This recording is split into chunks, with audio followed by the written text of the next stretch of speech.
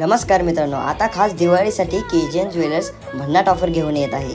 ही offer फक्त 18 ते 24 October पर्यंत असेल। ही भन्नाट ऑफर जर तुम्हाला हवी असेल तर तुम्ही चांदणी चौक पोलीस स्टेशनच्या समोर केजीएन ज्वेलर्स इचलकरंजी इथे तुम्हाला 1000च्या खरेदीवर स्मार्ट वॉच फ्री, 2000च्या खरेदीवर सोन्याचे चेन फ्री, 3000च्या खरेदीवर कांजीवरम साडी फ्री, 6000च्या खरेदीवर सोन्याचे नेकलेसही फ्री भेटेल।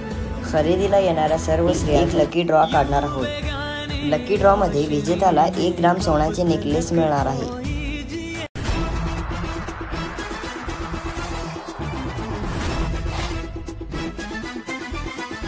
क्रेडन्स बुक ऑफ वर्ल्ड रेकॉर्डमध्ये नोंद झालेली पहिली digital media press media live. आपण पाहत आहात प्रेस मीडिया लाईव्ह। आपण स्वतः सरकार आहोत या थाटात वागू नये। शनिवार वाड्याबाहेरचे राड्यावरून नीलम गोऱ्हेंचा मेधा कुलकर्णींना टोला। पुण्यातील शनिवार वाड्यात काही मुस्लिम महिलांनी नमाज पठण केल्याचे काही व्हिडिओ सोशल मीडियावर व्हायरल झाले होते।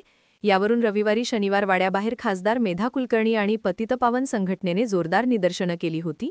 मेधा कुलकर्णी यांनी शनिवार वाड्याच्या आत जाऊन नमाज पठण झालेल्या ठिकाणावर शिववंदना करण्याचा आग्रह धरला होता। तसेच आम्हाला त्या ठिकाणी गोमूत्र शिंपडायचे असल्याचा हट्टही मेधा कुलकर्णी यांनी धरला होता। मात्र पोलिसांनी त्यांना मज्जाव केल्याने मेधा कुलकर्णी प्रचंड आक्रमक झाल्या होत्या। या सगळ्या पार्श्वभूमीवर नीलम गोऱ्हे यांनी मेधा कुलकर्णी यांना आपण स्वतः सरकार आहोत या थाटात वागू नयेत असा टोला नीलम गोऱ्हे यांनी लगावला। त्या सोमवारी पुण्यात प्रसारमाध्यमांशी बोलत होत्या। शनिवार वाड्यातील घटनेबाबत प्रशासन काय भूमिका घेते हे महत्त्वाचे आहे। या ठिकाणी महिलांनी नमाज पठण केले असेल तर त्यांनीही संयम बाळाला पाहिजे होता। उद्या कोणीही म्हणेल की आम्ही मशिदीत जाऊन कीर्तन करू, पण म्हणून तसं होणार नाही। शनिवार वाडा ही पुरातत्व विभागाने संरक्षित केलेली वास्तू आहे, त्याचे काही नियम आहे, त्याचा पालन झाले पाहिजे असे नीलम गोऱ्हे यांनी म्हटले।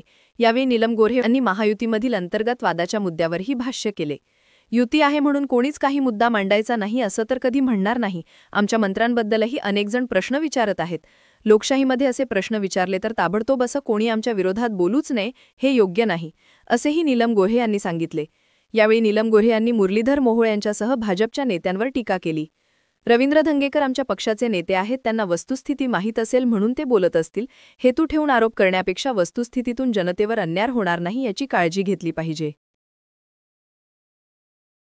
प्रेस मीडिया लाईव्ह न्यूज चॅनलला लाईक करा, शेअर करा आणि सबस्क्राईब करा।